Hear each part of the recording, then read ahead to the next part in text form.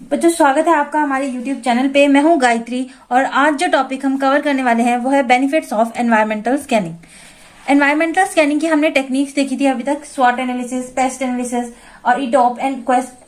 तो यहाँ पे इन सबको अप्लाई करा क्यों जा रहा है, इससे क्या फायदा हमारी ऑर्गेनाइजेशन को मिलेगा, ये इसमें हम देखने वाले हैं। तो एनवायरमेंटल स्कैनिंग ऑफर करती है numerous benefits for organization by providing insight into the external environment. तो यहाँ जो एक्सटर्नल एनवायरनमेंट है ऑर्गेनाइजेशन का, उसके बारे में बताती है ये, और जिससे कि हमारी डिसीजन मेकिंग क्या हो जाती है, अच्छी हो जाती है, और हमारी स्ट्रेटेजिक प्लानिंग भी अच्छी हो जाती है। ठीक है।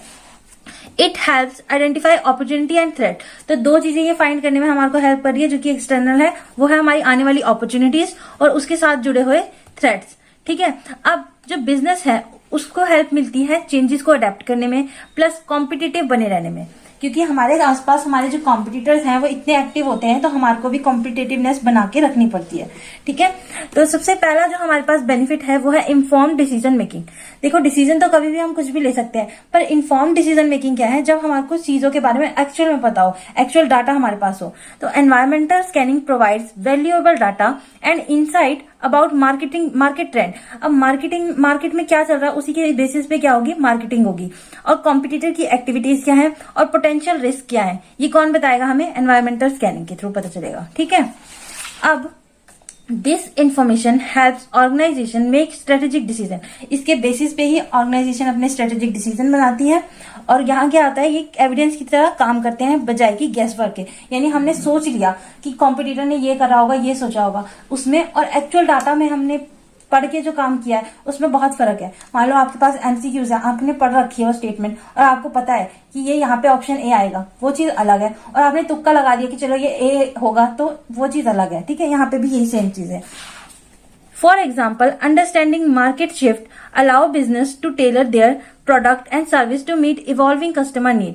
अब जो मार्केट शिफ्ट है यहाँ पे, वो हमें अगर पता चलता रहेगा तो हम उसके हिसाब से अपने जो प्रोडक्ट है उसको इवॉल्व करते रहेंगे यानी कि उसको हल्के हल्के चेंज करते रहना।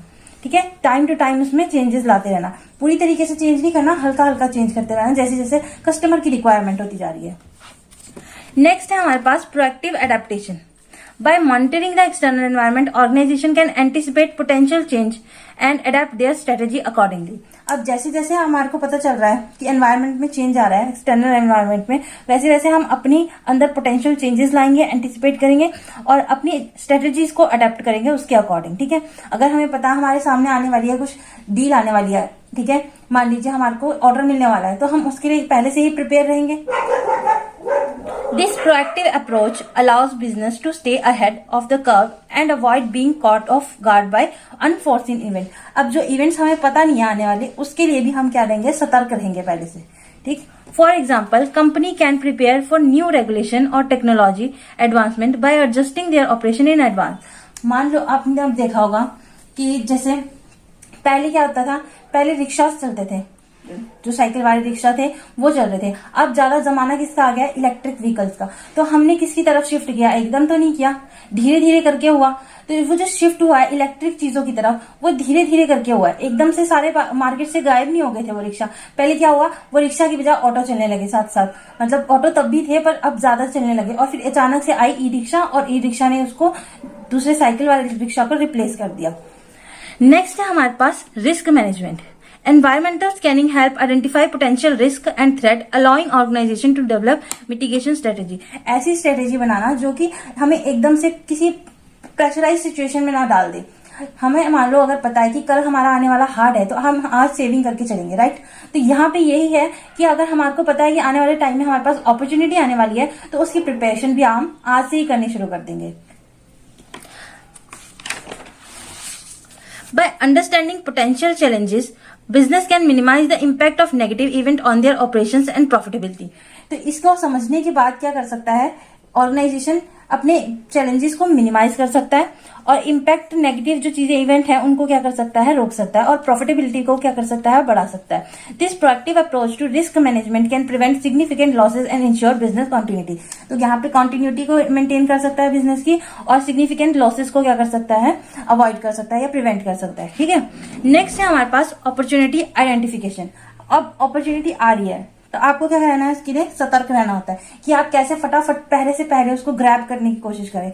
मान लो आपने देखा होगा, आपने कभी डॉग्स को देखा होगा, इकट्ठे रोटी डालते हैं स्ट्रे डॉग्स को, तो एक पैरे फटाफट झपट लेता है, ठीक है। तो वो क्या है, वो ग्रैबिंग है, उनको पता है कि हमारे को सबसे पहले ये अपॉर्चुनिटी को कैप्चर करना है। तो यहाँ पे ऑर्गेनाइजेशन का भी यही सीन है। अगर बहुत अच्छी डील्स या ऑफर्स आने वाले हैं तो हमारे को भी अपनी ऑर्गेनाइजेशन को प्रिपेयर रखना है कि हमारे हाथ से किसी भी तरीके की डील जो है वो ना निकले।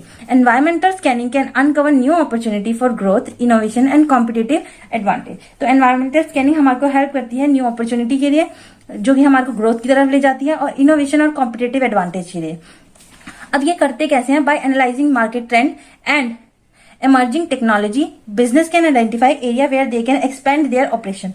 यहाँ पे इनके थ्रू, मार्केट ट्रेंड के थ्रू हमारे को पता चलता है हमें किस फील्ड में अपना प्रोडक्ट को एक्सपेंड करना है। मान लो आजकल के टाइम में बहुत ज्यादा लिप ग्लॉस चलने लग गए, ठीक है। पहले लिपस्टिक चलती थी ज्यादातर रेड कलर की, अब लिपस्टिक्स की जगह लिप ग्लॉस लोग यूज करने लगे, लिप ग्लॉस यूज करने लगे। उसके बाद हमारे पास लिक्विड लिपस्टिक, लिक्विड लिप ग्लॉसेज आने लगे। तो यहाँ पे ये क्या हुआ, मार्केट ट्रेंड के अकॉर्डिंग हमने अपनी स्ट्रेटेजी बनाई और उसकी तरफ शिफ्ट कर दिया या उसकी तरफ एक्सपेंड कर दिया। This can lead to increase revenue, market share and overall profitability. तो यहाँ पे हमारे को ही अल्टीमेटली फायदा हो रहा है, हमारा रिवेन्यू बढ़ रहा है, मार्केट शेयर बढ़ रहा है और प्रॉफिटेबिलिटी इंक्रीज हो रही है। नेक्स्ट है हमारे पास strategic planning. Environmental scanning is a crucial input for strategic planning. अब ये एक बहुत इंपॉर्टेंट चीज है हमारी स्ट्रेटेजिक प्लानिंग के लिए। Providing the necessary data to develop effective plan. हमें अगर पता ही नहीं होगा हमारे आने वाले कल का, तो हम प्लान कैसे करेंगे? अगर हमारे को पता ही नहीं है हमारे पास अपॉर्चुनिटी किस चीज की आने वाली है, तो हम प्लान आज कैसे कर लेंगे? तो यहाँ पे बहुत जरूरी है हमारे को एनवायरमेंटल स्कैनिंग करने के लिए, ताकि हमारे को आने वाली अपॉर्चुनिटी का पता चल सके या उसका आइडिया हो सके। By understanding the external environment, organisation can set realistic goal. यहाँ रियलिस्टिक गोल यानी जो एक्चुअल में हमने कैप्चर करने हैं या गैदर करने हैं, उन गोल्स को सेट किया जाता है और उसी के अकॉर्डिंग रिसोर्सेज हम एलोकेट करते हैं और डेवलप करते हैं रोड मैप को, ठीक है, ताकि हम आने वाले टाइम में उस चीज को एक्चुअल में कैप्चर कर सकें। नेक्स्ट है हमारे पास competitive advantage. By staying informed about the external environment, organisation can gain a competitive edge. अब देखो, हर चीज में मैंने बताया कि कंपटीशन आज के टाइम में है, तो आपको भी पता है कितना कंपटीशन है हर चीज में, क्योंकि पॉपुलेशन इतनी ज्यादा होगी तो कंपटीशन भी बढ़ गया। तो यहाँ पे कॉम्पिटिटिव एज बनाए रखना ऑर्गेनाइजेशन के लिए बहुत ज्यादा जरूरी है, क्योंकि ऑर्गेनाइजेशन और भी है। मान लो एलईडी की आपकी कंपनी है जो एलईडी बनाती है, तो यहाँ पे एलईडी बहुत सारी अदर कंपनीज भी बनाती है। तो आपकी एलईडी में ऐसा स्पेशल क्या है कि जो लोग आपकी एलईडी लाइट को खरीदें, ठीक है। ये पता करना पड़ता है ऑर्गेनाइजेशन को एनवायरमेंटल स्कैनिंग के through. This include understanding competitor strategy, identify market gap and develop unique selling proposition. तो यहाँ पे यूनिक सेलिंग बहुत जरूरी है। यूनिक सेलिंग प्रोपोजिशन मैंने अगेन यही बताया कि आपके अंदर ऐसा स्पेशल क्या है कि आपकी एलईडी ही खरीदी जाए। In essence environmental scanning help business differentiate themselves and attract customer। आपके अंदर डिफरेंट क्या है कि आपको आपकी तरफ कस्टमर अट्रैक्ट हो। अगर आप लिपस्टिक ही बेच रहे हैं मान लो, तो लिपस्टिक 10 और लोग बेच रहे हैं, ठीक है, बट शुगर की लिपस्टिक आजकल क्यों ज्यादा वो चर्चा में है? क्योंकि उसमें क्या हो गया, ब्रांड बन चुका है। वही तरीके से ब्रांड बनाया किसने है? तो यहाँ पे ये मैटर करता है कि आप किस तरीके से अपनी चीजों को प्रमोट करते हैं, किस तरीके से मार्केट में प्लेस करते हैं, कैसे उसको मतलब जगह जगह जाके उसका प्रचार करते हैं, ठीक है। नेक्स्ट है हमारे पास workforce planning. Workforce planning. Environmental scanning is essential for effective workforce planning as it helps organization understand future talent need। अब पहले के टाइम में हमारे पास चल रही थी टैली चल रही थी, फिर उसके बाद हमारे पास क्या आ गया, बिजी आ गया, उसके बाद हमारे पास आ गया अब क्विक बुक। तो यहाँ पे क्या है, टाइम टू टाइम सॉफ्टवेयर क्या होता रहा, चेंज होता रहा, और वर्कफोर्स की क्या होती रही, रिक्वायरमेंट के लिए चेंजिंग होती रही। तो यहाँ पे ऑर्गेनाइजेशन को भी अपनी वर्कफोर्स का टैलेंट पहचानना है, प्लस उसको इम्प्रूव भी करना है। तो इसके लिए वर्कफोर्स प्लानिंग इंपॉर्टेंट है। By analysing trend in the labour market and skill requirement for future roles, business can ensure they have the right people in place to meet their strategic goal. अगर उनको strategic गोल को meet करना है तो right people बहुत जरूरी है, क्योंकि उनके बिना ऑर्गेनाइजेशन को कहीं भी पहुंचाना मुश्किल है। This proactive approach to workforce planning can prevent talent shortage and ensure business continuity. तो यहाँ पे टैलेंट शॉर्टेज को प्रिवेंट किया जा सकता है अगर हम एनवायरमेंटल स्कैनिंग करें, और बिजनेस कॉन्टिन्यूटी को बनाए रखा जा सकता है, ठीक है। तो ये था टॉपिक हमारा बेनिफिट ऑफ एनवायरमेंटल स्कैनिंग का। ये हमने इतने लंबे में इसलिए कवर किया है क्योंकि ये बहुत इंपॉर्टेंट टॉपिक है। आई होप आपको समझ आया होगा। Thank you.